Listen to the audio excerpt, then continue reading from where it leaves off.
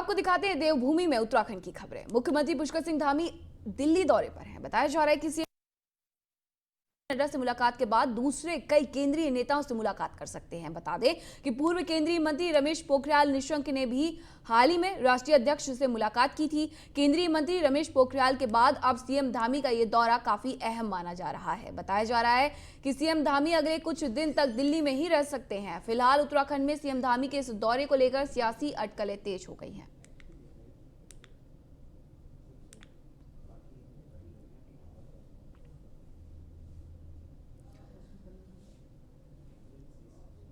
CM Dhami का दिल्ली दौरा है, जहां वो जेपी नड्डा से मुलाकात के बाद कई केंद्रीय मंत्रियों से भी मुलाकात करेंगे।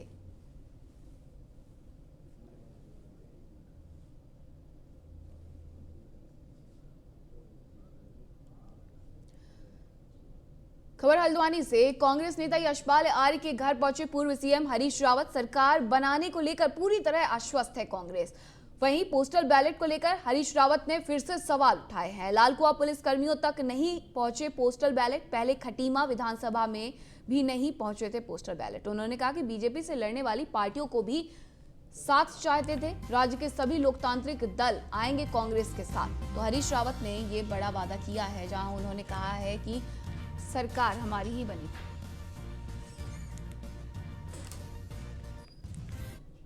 रूस और यूक्रेन के बीच युद्ध छिड़ने के साथ ही वहां पर रह रहे भारतीय छात्रों को देश वापसी को लेकर सरकार लगातार प्रयास कर रही है। तो वहीं इस मामले में अब प्रदेश में भी विरोध शुरू हो गया है। एनएसयूआई द्वारा राजधानी के गांधी पार्क में विरोध प्रदर्शन किया गया। प्रदेश अध्यक्ष मोहन भंडारी का कहना है कि राज्य और केंद्र सरकार छात्रों की वापसी के मामले में गंभीर नहीं है। उनका कहना है कि यूक्रेन में एक भारतीय छात्र हमले का शिकार हुआ और उसकी मौत हो गई। हम सरकार से मांग करते हैं कि जल्द से जल्द सरकार इस पर ठोस कदम उठाए, वहां पर फंसे हुए छात्रों के लिए पर्याप्त मात्रा में संसाधन उपलब्ध करवाए। से यूक्रेन में जो युद्ध चल रहा है और यूक्रेन में हजारों की संख्या में भारतीय छात्र पढ़ाई के लिए गए हुए थे और सरकार उन छात्रों को, जबकि जो हमारा विदेश मंत्रालय और एम्बेसी है उसने समय पे सूचना देने के बाद भी उनके लिए कोई व्यवस्था नहीं की गई। आज हजारों की संख्या में छात्र बॉर्डर पे फंसे हुए हैं और सरकार के द्वारा अभी पर्याप्त मात्रा में जो है उनको लाने के लिए हवाई जहाज़ों की व्यवस्था नहीं की गई है।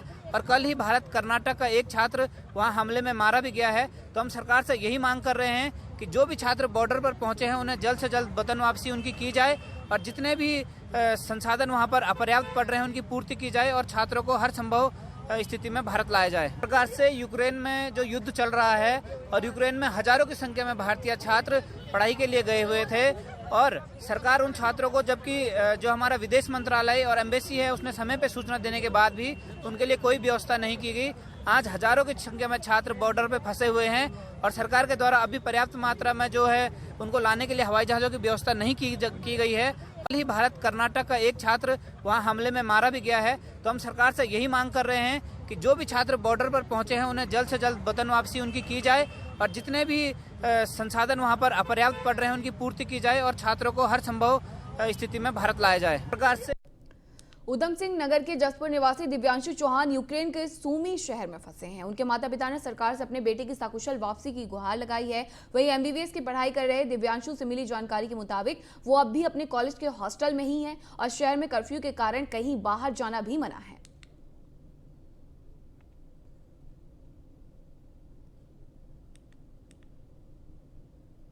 हमारी सरकार से ही मांग है कि हमारे बच्चों को जल्दी जल्दी बुलाया जाए और वहाँ स्थिति ज़्यादा ख़राब है, हमारे बच्चों को ज़्यादा परेशानी खतरा है। इसलिए सरकार से बार बार यही मांग है हमारी कि जल्दी से जल्दी हमारे बच्चे के साथ और जो देशवासी फंसे हुए हैं उन सबको भी बुलाया जाए। दिव्यांशु कुमार चौहान और दूसरा साल चल रहा है। लास्ट टाइम लगभग 6 महीने पहले। ठीक है, अभी तो परेशानी है, जैसा भी बिना ऐसी हो रहा है, ज़्यादा मिल भी नहीं पा रहा है, फिर परेशानी है। महाराजा अग्रसेन चौक ट्रस्ट द्वारा स्थापित महाराजा अग्रसेन जी की विशाल प्रतिमा का अनावरण करते हुए राज्यसभा सांसद नरेश बंसल ने कहा कि महाराजा अग्रसेन किसी एक समाज के नहीं बल्कि सर्व समाज के हितों की रक्षा व उसके उत्थान के लिए लगातार प्रयत्नशील रहे हैं। समाजवाद को उन्होंने सही रूप से परिभाषित किया, जिनकी प्रेरणा से ही वैश्य समाज आज समाजोत्थान के कार्यक्रमों में अपनी बढ़ चढ़कर भागीदारी निभाता रहा है। बहुत समय से इस अग्रसेन चौक पर महाराजा अग्रसेन जी की मूर्ति स्थापित तो हो गई थी, किंतु उसका विधिवत अनावरण नहीं हुआ था। आज उस मूर्ति का विधिवत अनावरण अग्रवाल समाज, वैश्य समाज ने किया है। मैं उन सबको बधाई देता हूँ। समाज बंधुओं को और खासतौर से रुड़की वासियों को इस बात की बहुत बहुत मुबारकबाद देना चाहूँगा कि कुछ लोगों के बहुत अटल प्रयास से जो है आज इस घड़ी में हम आए कि आज हमारे महाराजा अग्रसेन जी के नाम से यहाँ पे चौक स्थापित हो पाया, उनकी मूर्ति स्थापित हो। जो मूर्ति यहाँ पर बोट क्लब पे लगाई गई है, इसका अनावरण है और महाराजा अग्रसेन चौक के नाम से हमारे नगर निगम बोर्ड में भी ये प्रस्ताव पास हुआ है और निश्चित रूप से यहाँ की भव्यता, सुंदरता को बनाए रखने के लिए समिति काम करेगी। इस चौक को और सुंदरीकरण करने का हम प्रयास करेंगे। देखिए, चुपचाप वाला कोई विषय नहीं है। ये जो समिति हमारी अग्रसेन समाज की बनी हुई है, वो समिति द्वारा कार्य किए जाते हैं। जनप्रतिनिधि द्वारा तो सिर्फ सहयोग का काम रहता है, बाकी ये सब काम। सचिवालय में वीडियो कॉन्फ्रेंस के जरिए सभी जिलाधिकारियों को निर्देश देते हुए प्रभारी मुख्य सचिव राधा रतूड़ी ने कहा कि यूक्रेन में उत्तराखंड के जो छात्र और नागरिक फंसे हैं, उनके परिजनों से लगातार संपर्क स्थापित किया जाए। यूक्रेन में फंसे नागरिकों और छात्रों की वर्तमान लोकेशन की जानकारी शासन और दिल्ली स्थित स्थानिक आयुक्त कार्यालय को भी समय समय पर दी जाए, ताकि सभी सूचनाओं का आदान प्रदान MEA को शीघ्रता से किया जा सके। उन्होंने कहा कि यूक्रेन सीमा से लगे देशों में इंडियन एम्बेसी से भी जानकारी ली जा रही है। अभी तक उत्तराखंड के 282 लोगों की सूचना प्राप्त हो चुकी है, जो यूक्रेन और उसके आसपास के देशों में फंसे हैं, जिनमें से 33 सकुशल घर वापस लौट चुके हैं। राधा रतूड़ी ने कहा कि यूक्रेन में फंसे लोगों को सकुशल वापस लाने के लिए राज्य स्तर पर राज्य आपदा परिचालन केंद्र को सक्रिय किया गया है।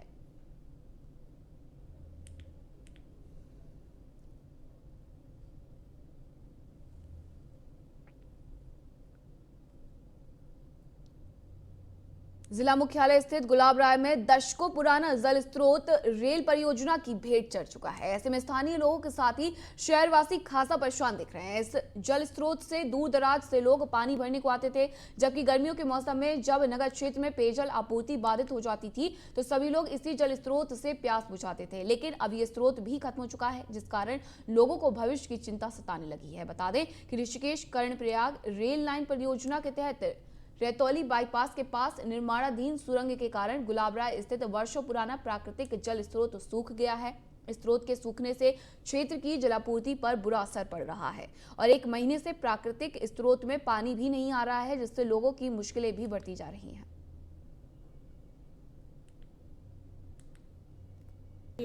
3 हफ्ते से तो पानी बिल्कुल बंद हो गया। ज़्यादा 7 पीढ़ियों से 7-8 पीढ़ियों से पानी चल रहा था। यहाँ भाड़दार और रुद्रप्रयाग, पुनार सब यहाँ से पानी ले जाते थे। यात्रा सीजन यहाँ से चलते थे, सब दिन गाड़ियाँ रुकते थे इस पानी की वजह से। और जब से पानी बंद हुआ तब से पानी का धारे जो आ रहे खाली करके जा रहे हैं, खाली मुँह दे कर जा रहे हैं। तो हमको तो बहुत दुखी बात, हम पानी पिए पर ये पानी कभी बंद ना, तो ऐसे देखा जिंदगी भर इतना पानी। रोपाई करते थे, खेतों में सिंचाई करते थे, पर क्या करना है, अब तो बहुत मुसीबत हो गई। सारी दुनिया पानी पीने के लिए यहाँ पर आती थी। अब क्या हमारी 7 पीढ़ी यहाँ पे हो गई है गुलाब राय में। तो हमारे पैतृक जो गांव था चिमतोली था, हम लोग इस पानी की वजह से यहाँ आए थे। तो हमारी 7 पीढ़ी यहाँ पे हो गई है। अभी रेलवे के काम से हमारा सारा पानी यहाँ से ज़मीन नीचे बैठ गया है। हम सरकार से चाहते हैं हमें पानी द्वारा मुहैया कराया जाए। खबर गदरपुर से, जहां शंकर नगर गांव में सड़कों की हालत खराब है, जिसके चलते सामाजिक कार्यकर्ता सड़क निर्माण की मांग को लेकर सांकेतिक धरने पर बैठे हैं। वहीं वरिष्ठ पत्रकार सतीश बत्रा का कहना है कि अपनी शादी की सालगिरह के दिन वो खुद धरने पर बैठे हैं, क्योंकि ये सड़क पिछले 10 साल से टूटी हुई है और किसी भी सरकार ने आज तक इस समस्या की सुध नहीं ली। उनका कहना है कि स्कूल में आने जाने वाले बच्चों को भी परेशानी का सामना करना पड़ता है। वहीं स्कूल प्रबंधक संजय सिंह ने कहा कि यहाँ पर एक निजी स्कूल है जिसमें 1400 से ज्यादा छात्र हैं। उनका कहना है कि ग्रामीणों ने कुछ दिन पहले रोड नहीं तो वोट नहीं का नारा भी दिया था, लेकिन किसी सरकार अथवा अधिकारी ने इस सड़क की ओर देखने का काम तक नहीं किया।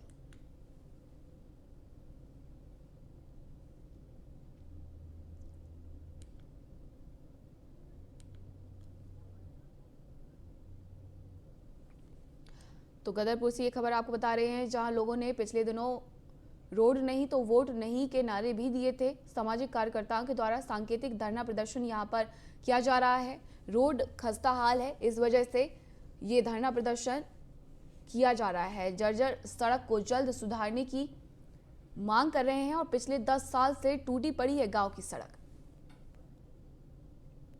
दंपति को धन्यवाद कि उन्होंने यहाँ पर आकर के एक सामाजिक सरोकार को लेते हुए अपनी बात को रखा है, जबकि उनका न गांव है न कोई चीज़ और है। सिर्फ ये हमारे पूर्व जो है अभिभावक हैं, इनके बच्चे हमारे पास पढ़े थे और इनसे कंसर्न है ये बहुत पूरे शहर के कम से कम शहर और पूरे इलाके के कम से कम जो है 50 गाँवों के बच्चे हमारे यहाँ पढ़ते हैं। रास्ते की स्थिति आप पहले से जानते ही हैं, कई बार डाला गया है इसमें कि 10-15 पिछले 6-7 साल में बहुत ज़्यादा दिक्कत।